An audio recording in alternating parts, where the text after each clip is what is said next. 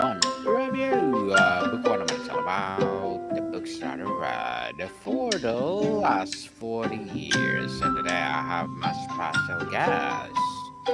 One of her advocacy helping people remember what it means to be part of nature and flow with them. And no other than Miss Laura Giles.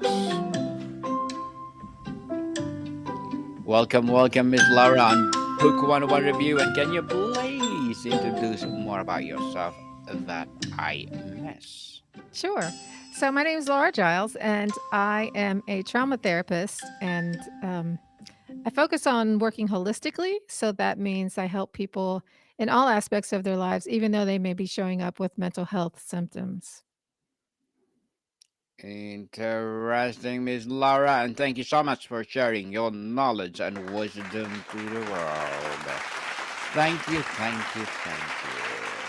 And today, let's talk about why inner peace still feels so far away and what we're missing. So tell us.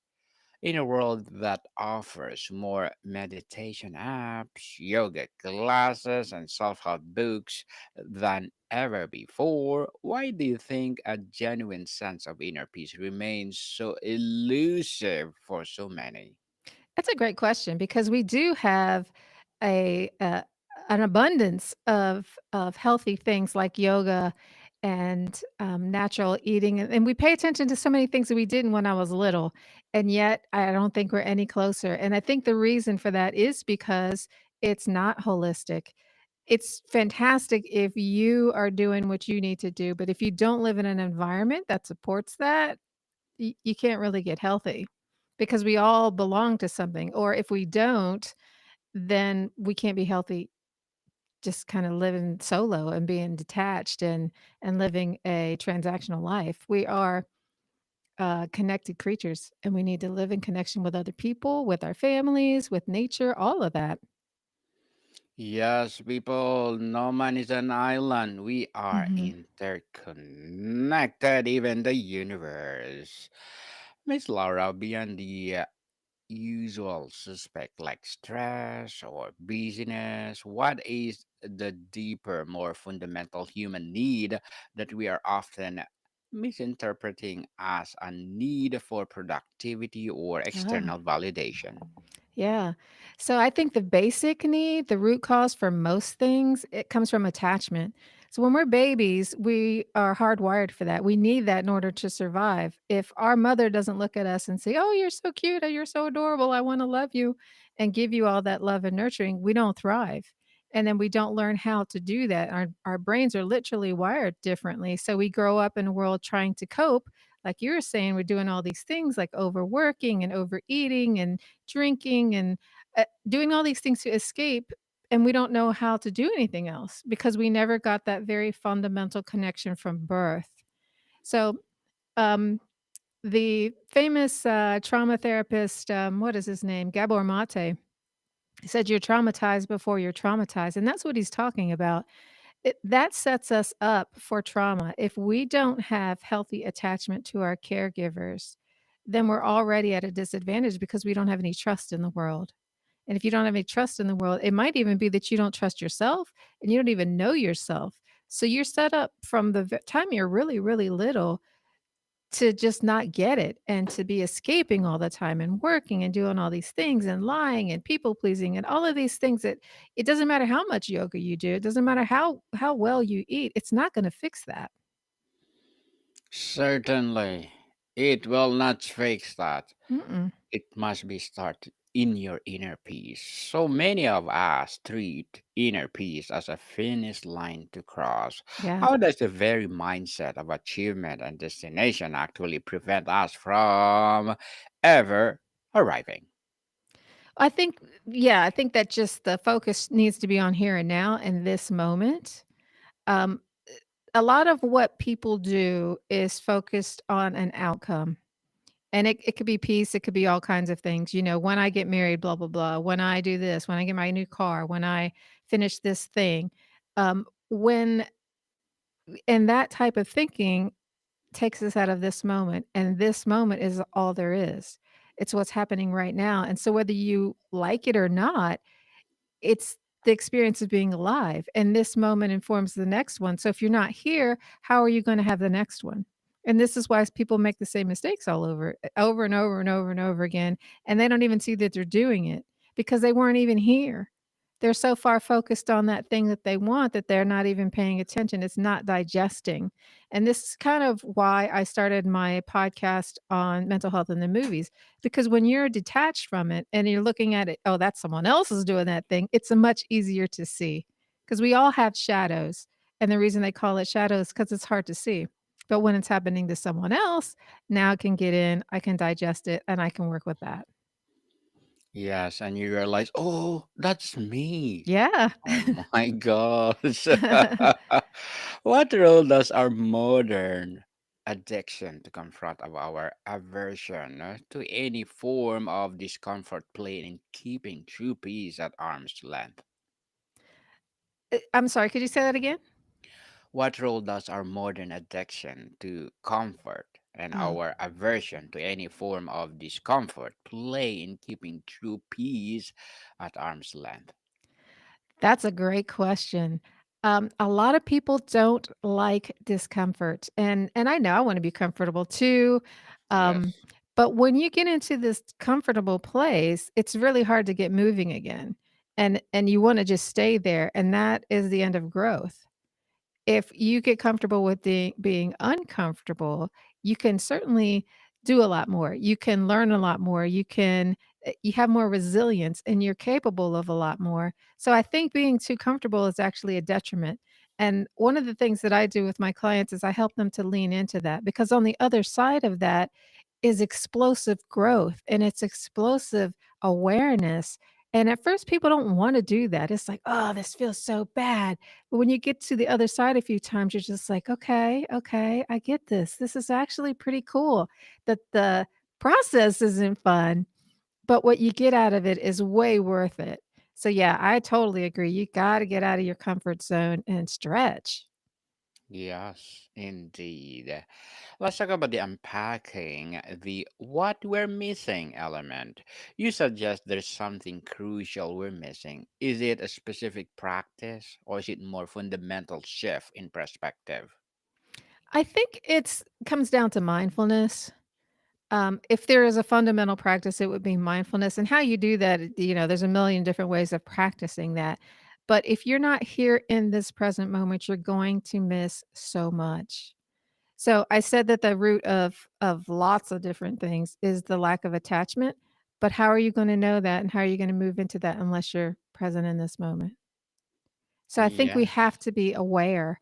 And this awareness leads to, oh, I can do this, I can do that. I don't think there's one thing or one practice. There's a million different people, there's a million different solutions. I think lots of things can work for different people. Um, but at the core of that is that self-awareness, that mindfulness, and fixing the attachment. Because if I'm not good in my skin, I can't have a good relationship with anyone else. I certainly can't have peace. Hmm, interesting. Miss Laura.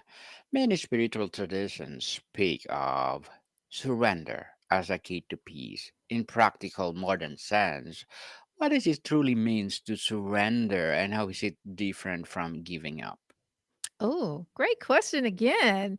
I Thank you. think surrender again is like being here, showing up for whatever this moment is presenting. So I work a lot through the body, and it's really tough to be in your body, especially when you don't feel good and you have a history of all kinds of stuff that you have smashed down, don't want to feel, and the surrender is to that. It's to all your ugly thoughts, all your ugly feelings, and when you're in that, it's such a juicy experience. People are like, "Oh, why would you wanna feel that? That sounds, really horrible." But it's the sense of being everything. We wanna feel good, of course, but when you're okay with being everything, that's so much of a fuller experience than limiting yourself to just the things you want to feel. So I work as a trauma therapist, and because I sit with people all day, every day, who go through really dark and ugly things, I don't think I would be very helpful if I wasn't willing to experience those things myself. Because you got to have empathy. You have to be able to connect with people. So being able to sit with whatever this moment brings, even if you're just the witness of it, is the experience of being alive. Being alive. For sure, Miss Laura. And we often hear the present, but our minds are wired for past and future. What is the simple but profoundly difficult first step to actually inhibiting the present moment? To inhibiting the present moment? Yeah. Inhabiting the present moment. Okay, Yes. okay. Pick something, anything, doesn't matter. I would pick your favorite sense, see, hear, taste, touch, smell. And like if you like music, then find a piece of music that just transports you and let yourself do that. If it's touch, maybe you do some dancing. If it's, art, then you look at things that are beautiful. Find that thing and let yourself get lost in it. And if you can really do it, even for just a second, there's something amazing and blissful about it that you'll want to do it again. So I was working with somebody and we were doing some present moment awareness stuff, and there's lots and lots of different ways of doing this. But we were doing some movement, and we were just it was just kind of a pretty basic movement. And then after a minute it starts to get boring. And then past that boring part, something really juicy and wonderful happens where you're just in the zone, in the moment, with whatever's in the space. You're with the sky, you're with other people, you're with the sounds, and all of it just becomes one thing. And when that happens, you can see it because it's just like, "Oh my god, I never knew that was there." And it could be even just I'm doing the dishes. One of my clients told me that, she had the experience of being mindful while doing the dishes, and she absolutely fell in love with it. So I don't think it's anything magical or mysterious. It's not hard, and I think that's what makes it hard. It's really, really simple, and we want it to be harder. Yes. Make it simple and your life will be simple as well.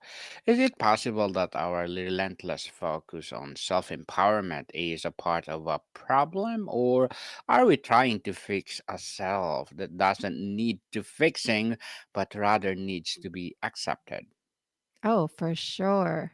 I like self-empowerment. I think that some people need to step up and have more agency in their Mm, life, and I think yes. that at the root of it all, though, is self-acceptance. So if you're doing this empowerment thing and you're setting your boundaries and you're doing all this, but you don't accept yourself, you haven't really gone that far as healing. But there's really nothing to heal.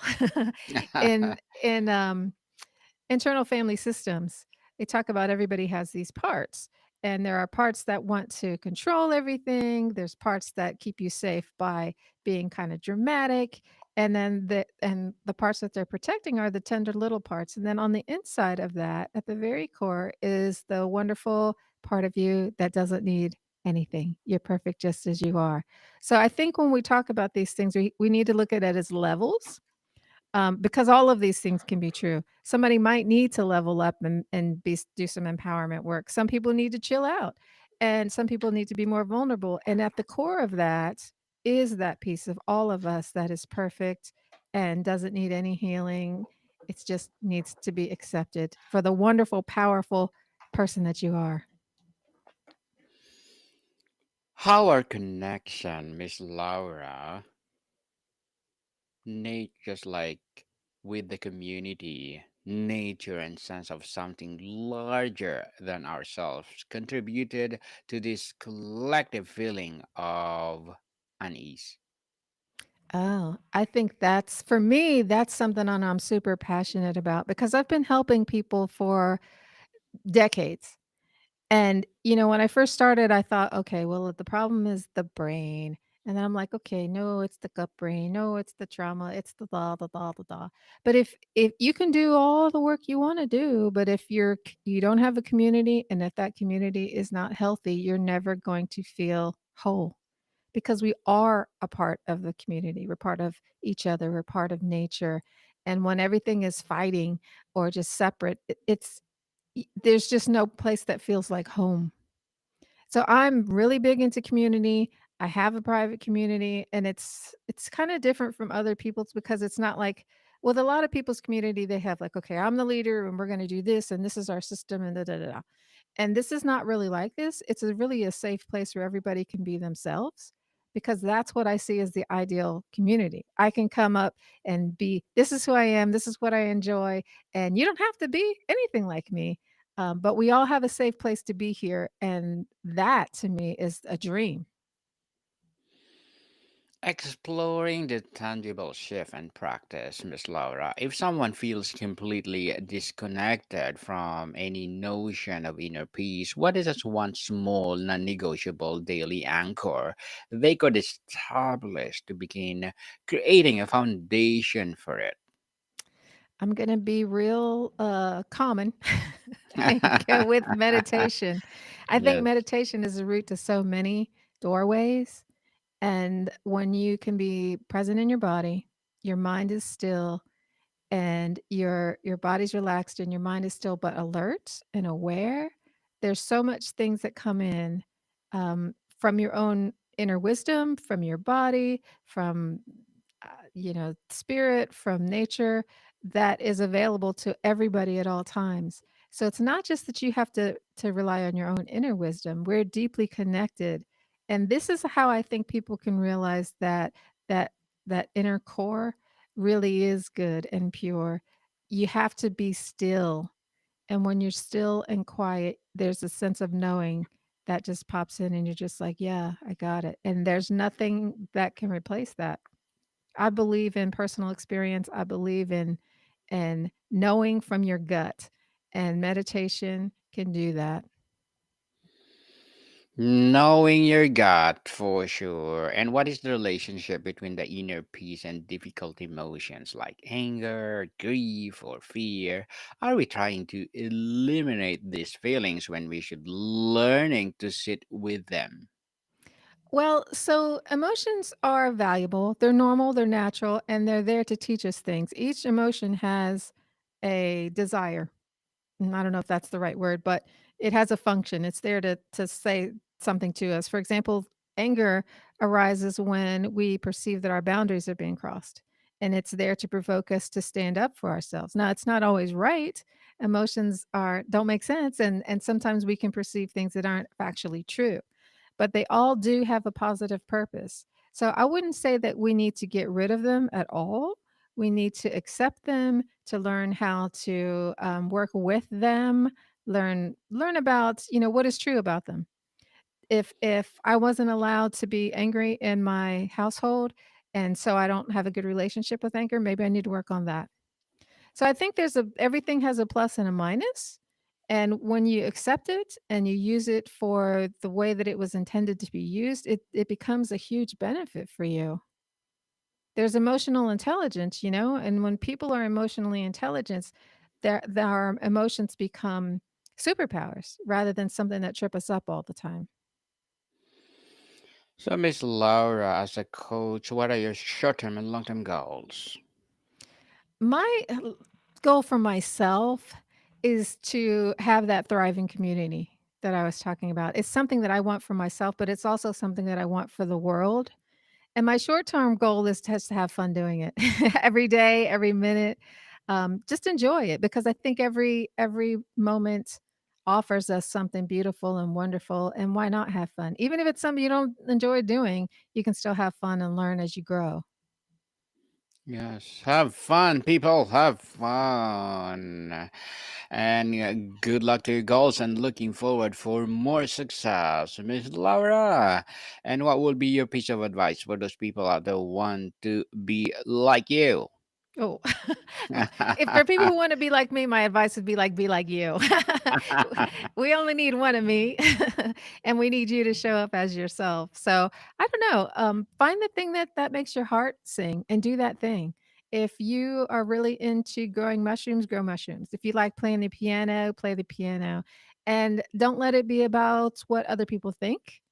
Do it for yourself, and don't let it be about what how much money you can make from it. I think that ruins a dream faster than anything. I used to be a professional dancer, and I wanted that to be my life, and it was. That's what I did. But then I got to a stage where the status and the money and all of that was a burden. It wasn't fun anymore. So it's great if you can do what you love, but I wouldn't do it for the money. Mhm. Do it for yourself because you're Yeah. enjoying it. Mhm. Thank you for that advice, Miss Laura. And can you please recommend a book or books that influence your journey? Yes. So the book that I tell all my clients to get is The Body Keeps the Score by Bessel van der Kolk. It's a really famous book. Lots of people have heard about it, and yet it's still transformative. There's lots of people who haven't heard about it. And it's one thing to go on like TikTok and hear all these like little reels and people spouting off their bits of truth. And it says, oh man, that really resonates. I get that. But when you understand it the way that Bessel van der Kolk breaks it down in his book, it becomes illuminating. I think we all need to figure out what is standing in our way of greatness. And for many of us, it's trauma, and it's trauma that we can't see. If you grow up in a household that's dysfunctional, that's your normal. How are you gonna know how to do anything different when that's been every day? And you've probably replicated that in your relationships, and now even though you're an adult now, carry that with you. But when you see it, like I said, in the movies and other people, or you see it in black and white written by somebody who this is their job, this is their life, it starts to sink in a different way. And he covers trauma from so many different angles. And my clients are just like, oh my God, I finally get it. I'm ready to do the work. I see what I've been doing wrong. Or maybe they don't even really see it yet, but they're ready. And that makes such a difference because you start looking at all these things. You're like, okay, this is not the problem. This is not the problem. This is not the problem. Why isn't this working?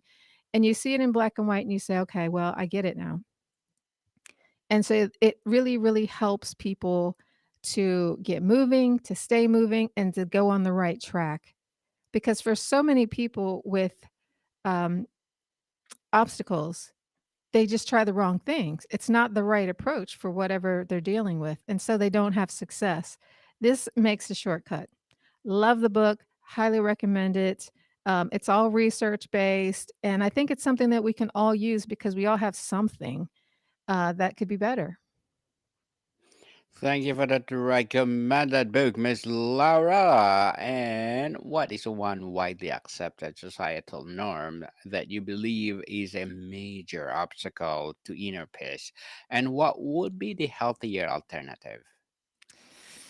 I might get my head chopped off for this. I think, one of the things that, really is an obstacle is, women who work, moms who work. Now, I understand some people have to. It's a fact of life. But the more that I learn, the more important I understand that it is for children to have a loving parent at home, and there's no substitute for that. It's not a teacher, it's not a daycare, it needs to be you. Kids need to attach to a parental figure, and my suggestion would be to find a way to work that out. I know it's a hardship. I know it's a hardship, but I think I mean, this is what I deal with all day is people who didn't have that at home, and it makes such a difference. How does our cultural narrative of more is better directly sabotage the quiet, simple, and often less is more nature of a genuine inner peace? Mhm. I think if you travel to the third world where they don't have more, then you start to experience that because everything just shifts. It did for me. The first time I went to the third world, I was amazed at how warm people were. I was amazed at how much abundance there was in the face of what we would call lack. They don't experience it as lack because they have things that are more important, and that's connection. They have family time. They eat with their family. It's little things like that. And I see so many people who are always yearning to go there. They got their little hippie clothes and backpacking and all of this, and they're still so privileged, and they just don't even know. They don't really know what they're looking for. They know that it feels good to be here, but it's that connection piece. It's that connection with humanity, connection with the earth. And it's not more is more. More is more as a way of filling that hole, but it's a bottomless pit. So until you heal that hole, or until you realize that you're perfect, if you want to, you don't need to fix anything. If you want to go there, then it's just going to feel empty and bottomless. And so I think the way to do that is to do less, be quiet, be still, and keep going, going, going in until you reach that inner core, and you'll find it and you'll see, I don't need a thing. Everything's okay just the way that it is. Miss Laura, before we wrap up our discussion for today, I'm inviting you to please do listen to my other podcast, people, because my abstract essay is already in fifth season, abstract poetry in second season, and my book 101 review in fifth season too, comedy 101 in third season, and my food 101 in fifth season as well, geography 101 in fourth season, as well as love letters, movie 101 review, and music 101, and my baby podcast law 101, Bible verses 101, and Mental Health 101, and Science 101, and Sex 101 in its second season. Please listen to them wherever you listen your podcast. So, Miss Laura, tell us if you could leave our audience with one fundamental, counterintuitive truth about why peace feels so far away and why or what they can do to invite closer. What would it be? My suggestion would be just love yourself. It's not out there. Peace is not out there somewhere. It is inside. To do whatever it Yes. takes to be comfortable inside. Yes, indeed. And love yourself, people. Love yourself. Amazing. Laura Giles. Thank you so much for sharing your knowledge and wisdom to the world. So, can you please invite our listeners to support your advocacy, your business, or whatever projects that you're doing right now? Oh, sure. So my community is at myfantasia.net. And that's where you can learn how to be connected. And I take people on tours too. Really, you can go to lauragiles.org. All of the information is there. And there's a link tree. Yes, people, let's support Miss Laura Giles because if you support her, more and more empowering advocacy to come. So, Miss Laura, thank you so much for your time. Thank you. More to come, people. See you